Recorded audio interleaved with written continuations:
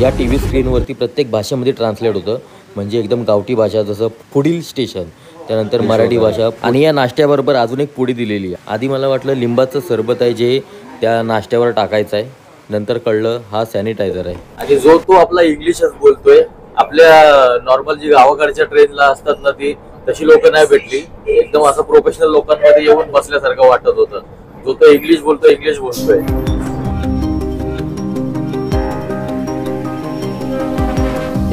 बंटी कांबळे आलाय.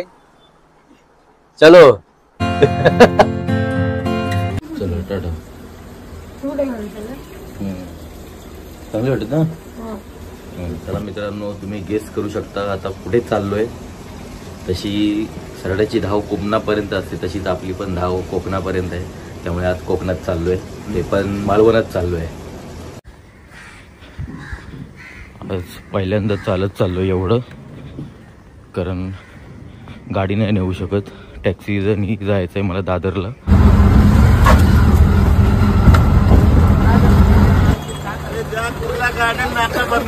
बटलाच आहे.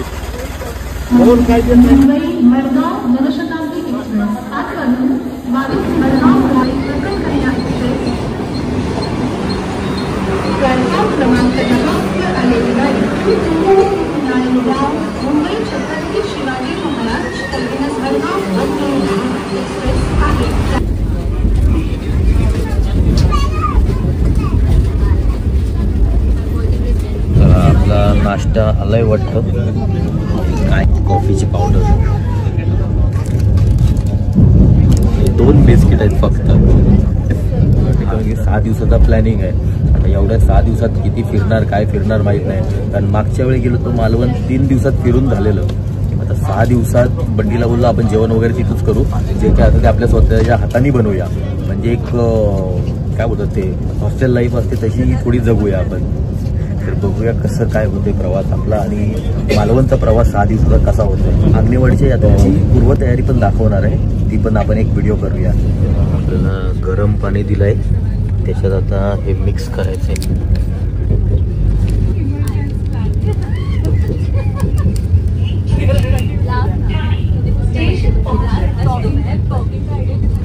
यातला पावडरचा आयटम कुणी बनवला माहित नाही. आयला काय नक्की त्याच्यात इन्ग्रेडियंट असतात वगैरे. असंच कुणीतरी दारूची पावडर पण बनवा, खूप लोकांचं भलं होईल. शास्त्रज्ञांनी हे मनावर घेतलं पाहिजे. आता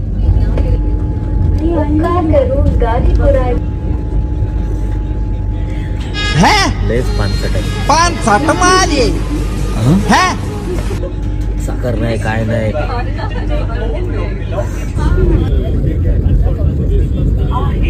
इंग्लिश पेपर दिलाय. आता काय फक्त फोटोज बघत बसायचे, कारण इंग्लिश आम्हाला संध्याकाळी समजते चढल्यावरती.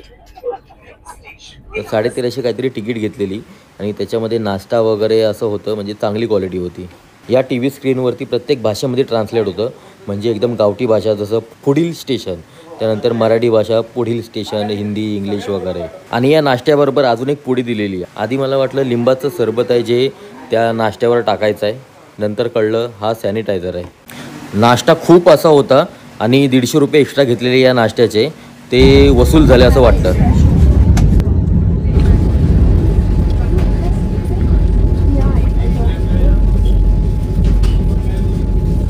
सकाळी 5:30ला प्रवास चालू केलेला, तर आता वाजले 10. तर डायरेक्ट मुंबईवरून मी रत्नागिरीला पण पोहोचलो, आणि आता बरोबर 1 तासात म्हणजे 11 वाजता मालवणला पोहोचणार आहे. म्हणजे 6-6.5 तासात प्रवास एकदम लवकर झाला आमचा. म्हणजे असं वाटलं नाही खूप थकवा आला वगैरे, फक्त एकदम बसून प्रवास आहे, त्यामुळे थोडी पाठ दुखली. बाकी एकदम लवकर झाला असं वाटलं.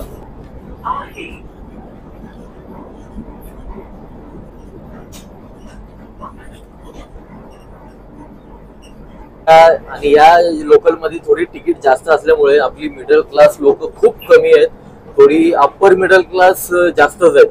आणि जो तो आपला इंग्लिशच बोलतोय.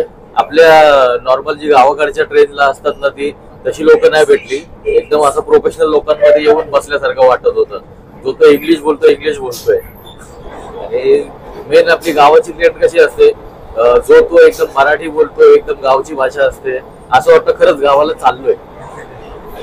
चला असतं. आता तुम्हाला तसे भेटले नसतील पण मला भेटले. माझ्या वेळेला खूप लोक असेच होते आणि जेव्हा ट्रेन मध्ये चढलो ना तर दरवाजे आपोआप बंद होतात, ऑटोमॅटिक आहेत. आणि तिथे मी चढलो, पहिला माझ्या पुढे एक माणूस होता आणि त्याच्या मागे मी, आणि मागे बोललो ना प्रोफेशनल लोक जे upper middle class continue English बोलणारी लोक तशी होते. म्हणजे बाई होती मागे, त्याची फॅमिली. तर तो माणूस पोहोचेपर्यंत दरवाजा आपोआप बंद झाला. तर बंद झाल्यामुळे तो पण बघत बसला, मी पण बघत बसलो. तो माझ्यासारखाच होता. तर नक्की आम्हाला कळलं नाही आता आपोआप उघडणार की काय होणार. तर मी वाट बघत बसलो, आता उघडेल आता उघडेल. तर ती बाई इंग्लिश मध्ये बोलायला लागली, काय काय, अरे बोल थांब ना जरा. बोललो तर त्यांना पण माहित नाही, मला पण माहित नाही, कशाला घाई करते. हो बोलते आतमध्ये जाऊन विचारा. अरे बोलत दरवाजाच उघडणार तर आतमध्ये काय जाऊन विचारणार. नंतर बोलली ये तुझी पुढं. जेव्हा ती आली तिने बाजूला एक बटन असतो तो दाबला, तेव्हा तो दरवाजा उघडला.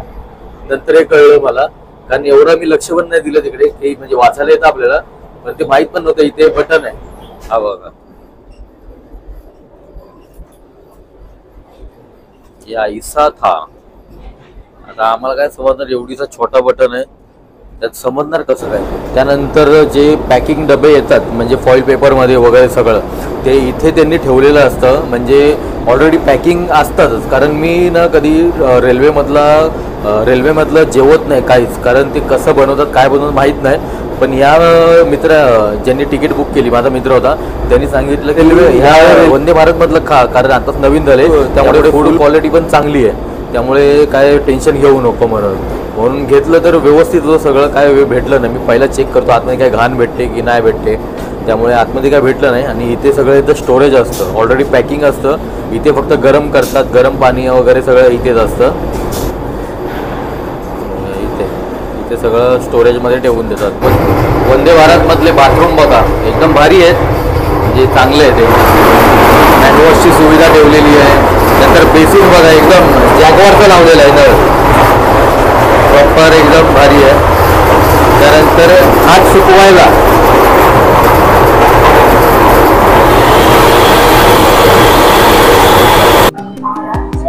कौलीला उतरलो आपण.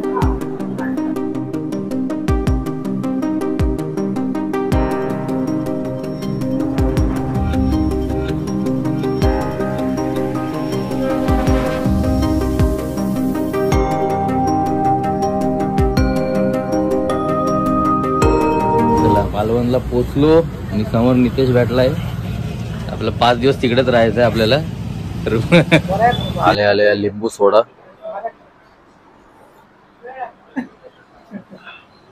थोड्या वेळात बंटी पण येतोय. आता बंटी पिकअप करायला येतोय, तेव्हा विचार करू गाडी घ्यायची की नाही घ्यायची. बंटी कांबळे आलाय, चलो. हे मी काय बोलतोय, गाडी घ्यायची आपल्याला. हा एव्हेंजर आहे आपल्याकडे.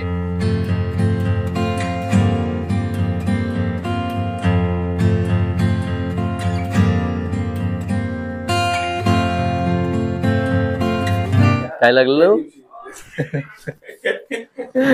तर आता पोचलोय आणि बंटीच्या एका मित्राकडे थांबलोय. आता जेवण वगैरे झालं आमचं आणि आता ही व्हिडिओ आता इथेच एंड करतोय.